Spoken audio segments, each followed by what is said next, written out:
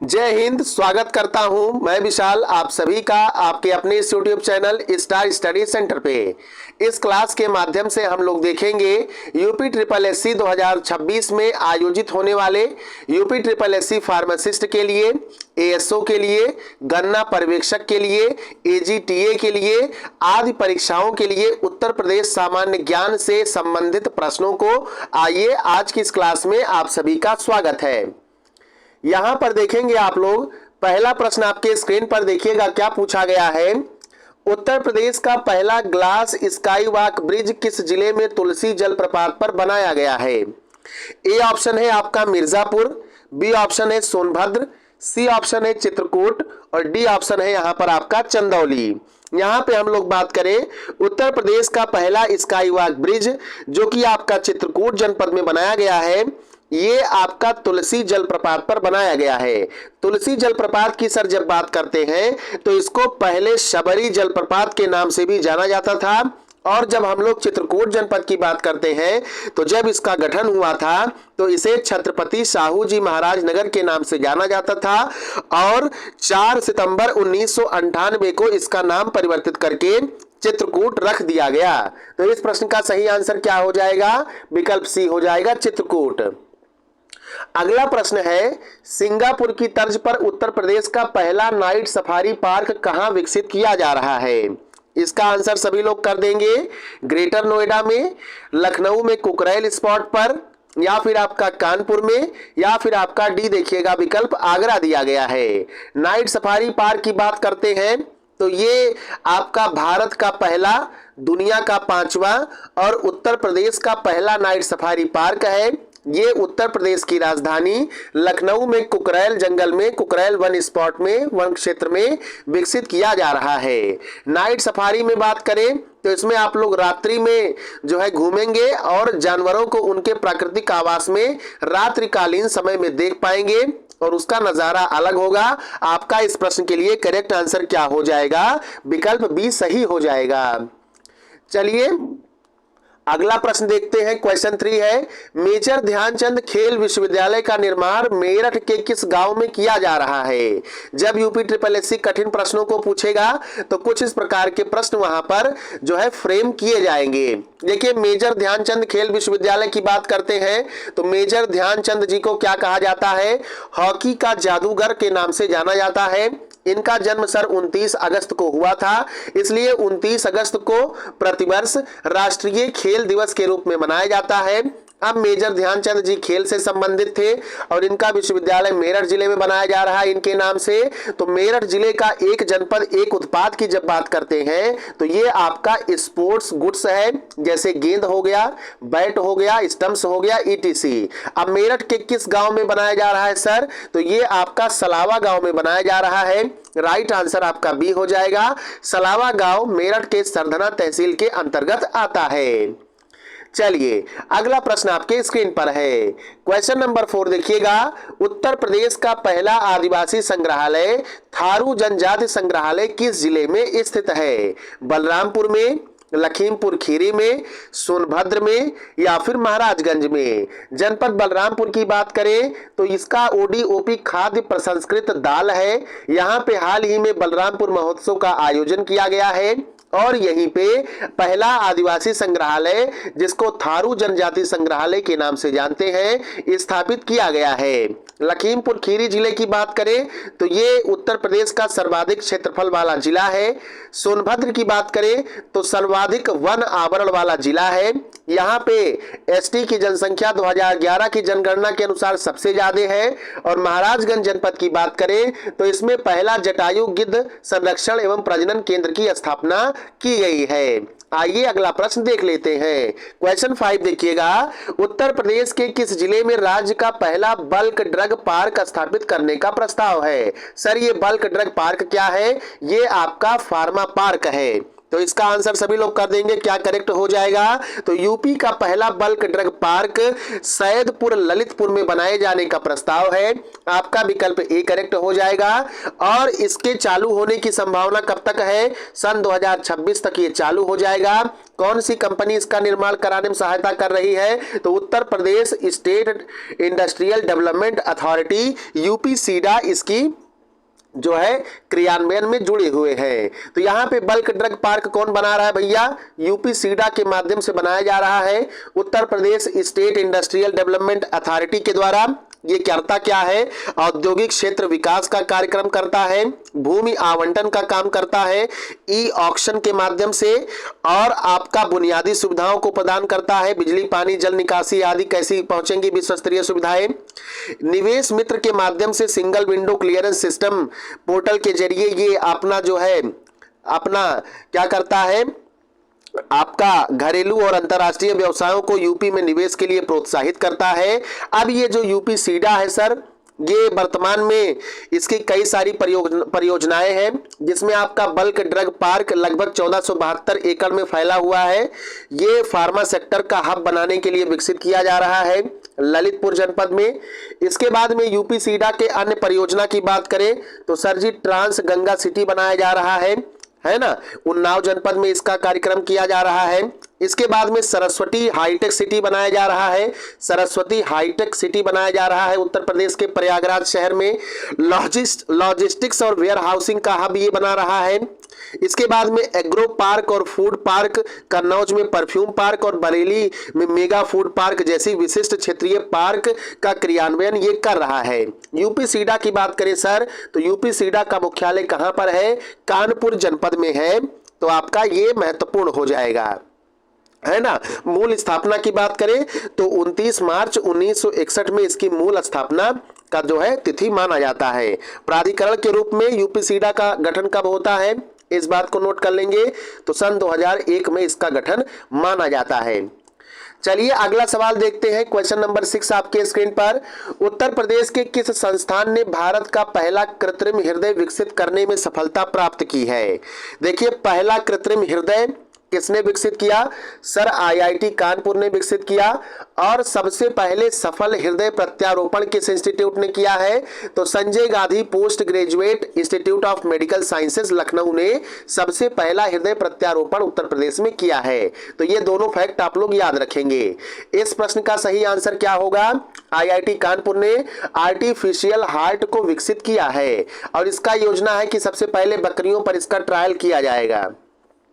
चलिए भाई आगे चलेंगे, अगला सवाल देखेंगे। क्वेश्चन 7 है, 108 पंखुड़ियों वाले कमल की एक नई किस्म जिसका नाम है नमो 108 को किस संस्थान द्वारा विकसित किया गया है?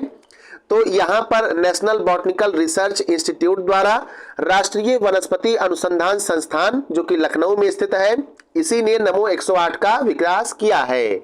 अगला सवाल देखेंगे आपके स्क्रीन पर, क्वेश्चन 8 देखिएगा।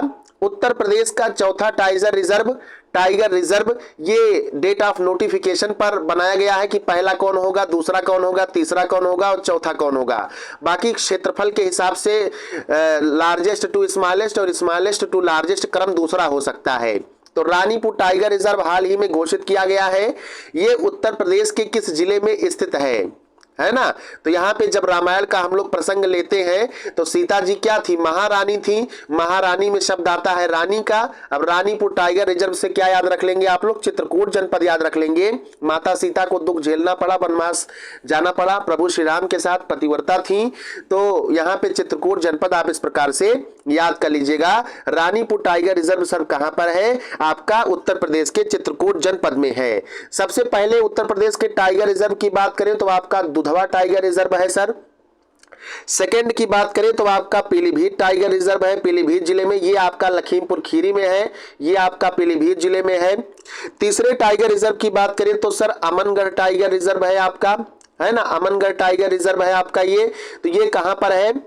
इसको देखिएगा, अमनगढ़ टाइगर रिजर्व को थोड़ा सा इसको मिटा करके सही लिखते हैं। अमनगढ़ टाइगर रिजर्व कहां पर है सही सर? तो ये आपका बिजनौर में है। और चौथा सबसे हाल ही में घोषित किया गया रानीपुर टाइगर रिजर्व कहां पर है? उत्तर प्रदेश के चित्रकूट जनपद में है। इस बात को याद रखिएगा। चित्रकूट जनपद में ही आपका क्या है? JRDU है, जगत गुरु रामभद्राचार्य डिसेबिलिटी यूनिवर्सिटी है। चलिए अगला सवाल आपके स्क्रीन पर क्वेश्चन 9 देखिए, पूछा है उत्तर प्रदेश का पहला एक्वा पार्क मत्स्य पालन हेतु, मछली पालन हेतु कहां स्थापित किया जा रहा है? कहां स्थापित किया जा रहा है सर?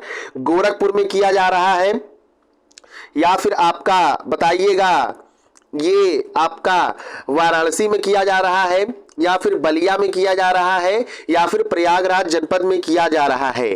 तो ये इस योजना की बात करते हैं तो प्रधानमंत्री मत्स्य संपदा योजना के तहत, कई बार आपसे सवाल पूछा जाता है ना, मत्स्य संपदा योजना के तहत, प्रधानमंत्री मत्स्य संपदा योजना के तहत उत्तर प्रदेश के तालकंदला जो कि गोरखपुर में है, यहीं पे एक्वा पार्क स्थापित किया जा रहा है। इस प्रश्न के लिए आपका राइट आंसर ए हो जाएगा। यहीं पर आपसे सवाल पूछा जाता है कि सर जी फर्स्ट लार्जेस्ट टाइगर रिजर्व कौन सा है? तो उत्तर प्रदेश का दुधवा टाइगर रिजर्व ये सबसे बड़ा है। अब पूछा जाता है सेकंड पे सबसे छोटा कौन सा है, स्मॉलेस्ट कौन सा है? तो सर जी अमनगढ़ टाइगर रिजर्व सबसे स्मॉलेस्ट है। चलिए आगे चलेंगे, अगला सवाल आपके स्क्रीन पर देखिएगा, क्वेश्चन नंबर 10 पूछा है भारत का पहला एआई शहर, एआई सिटी उत्तर प्रदेश के किस जिले में विकसित किया जा रहा है? तो पहला एआई सिटी कहां पर विकसित कर रहे हैं सर? ये आप लोग कमेंट करके सभी लोग बताइएगा। एआई सिटी पहला किसको बनाया जा रहा है? लखनऊ को बनाया जा रहा है। विकल्प आपका बी करेक्ट हो जाएगा। लखनऊ में क्या है सर? लखनऊ में रिवीजन कर लीजिएगा, एनबीआरआई है। लखनऊ में क्या है सर? तो लखनऊ में आपका सीमैप है। लखनऊ में क्या है सर? तो लखनऊ में आपका सीडीआरआई है, central drug research institute. Lucknow में क्या है? तो बीरबल साहनी रिसर्च इंस्टीट्यूट है आपका। लखनऊ में क्या है सर? तो लखनऊ में आईआईएसआर है, Indian Institute of sugar cane research है। इतना आप लोग याद रखिएगा। तो इस प्रश्न के लिए एआईसीटी पहला किसको बनाया जा रहा है? सर जी लखनऊ को बनाया जा रहा है। चलिए अगला सवाल देखेंगे, क्वेश्चन 11 आपके स्क्रीन पर है उत्तर प्रदेश का पहला सोलर सिटी बनने का गौरव किस नगर को प्राप्त हुआ है? किस नगर को प्राप्त हुआ है? तो सबसे पहले अब भैया आता है अंग्रेजी वर्णमाला में, अयोध्या में ए आता है। देखिए अयोध्या में ए से एंड स्टार्टिंग है, ए से एंड है। अयोध्या क्या है? ये पहला है सोलर सिटी बनने का सौभाग्य इसी को प्राप्त हुआ है। विकल्प आपका बी करेक्ट हो जाएगा। ये आपका पहले भी सवाल पूछा जा चुका है। अब यहां से सवाल क्या बनेगा सर? यहां से सवाल आपसे ये पूछा जा सकता है कि किसके सहयोग से बनाया जा रहा है। तो इसमें कौन कौन सहयोग कर रहा है?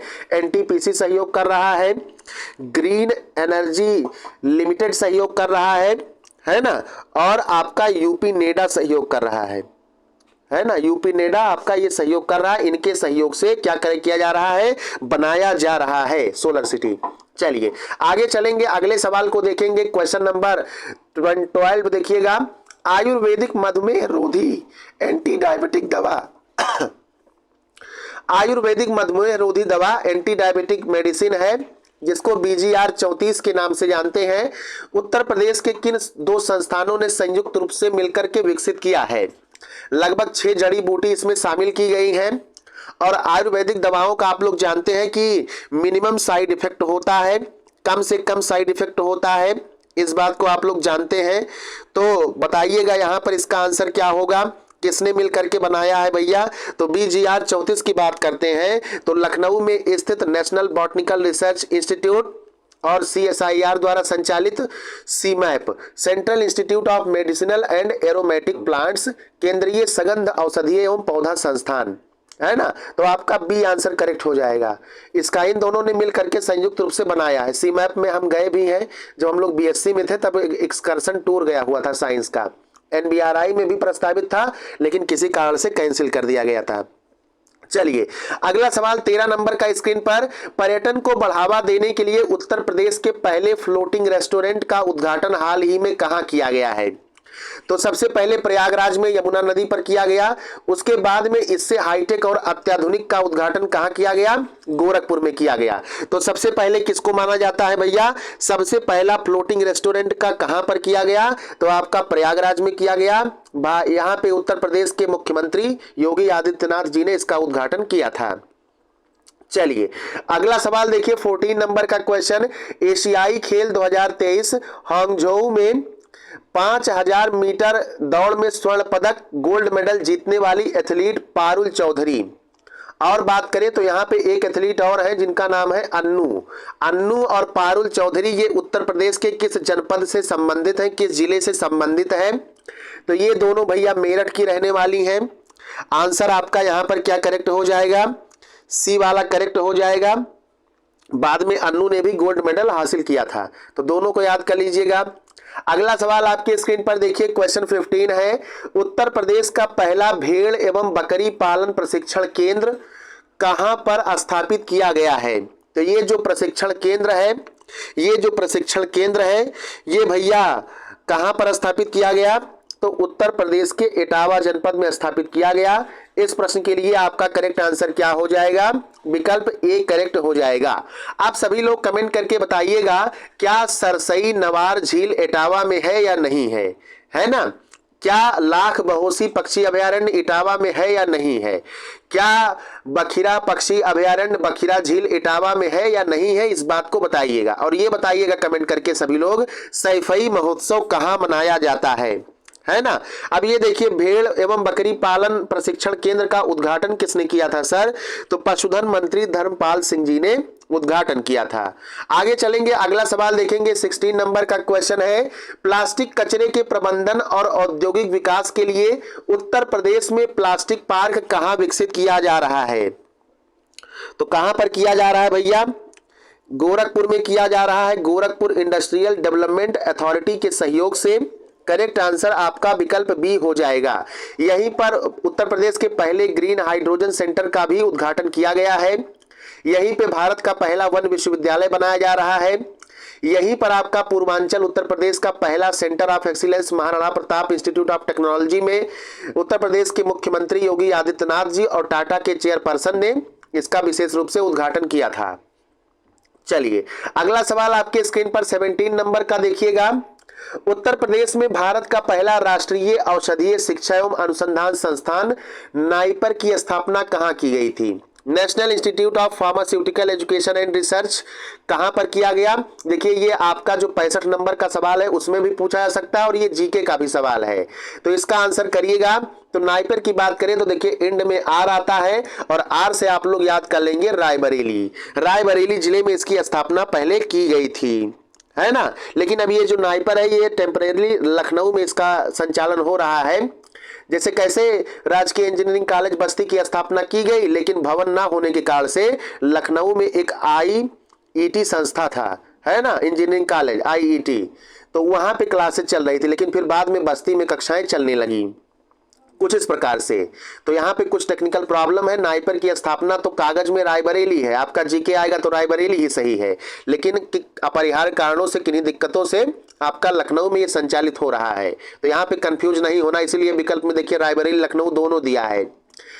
चलिए, अगला सवाल आपके स्क्रीन पर देखिए, क्वेश्चन नंबर 18 देखिए।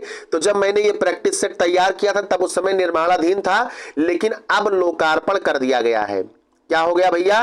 लोकार्पण कर दिया गया है ना? किसके द्वारा? Indian prime minister Shri Narendra Modi द्वारा लोकार्पण कर दिया गया। किसका?